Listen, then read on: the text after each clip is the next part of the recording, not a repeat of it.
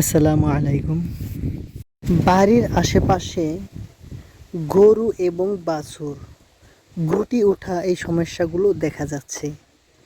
বিশেষ করে দুধের বাছুর, এই বাছুরের গুটি উঠলে মারা পর্যন্ত যেতে পারে।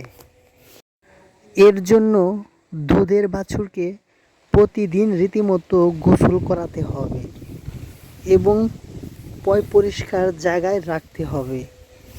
অবশ্যই ভ্যাকসিন দিতে হবে। আর এই বাছুরটা দেখুন, ঘাস খায়, অনেক বড় হয়েছে, এটার গুটি হয়েছে। এই গুটিটা বড় বড় গুটি, বড় বড় আকৃতির গুটি।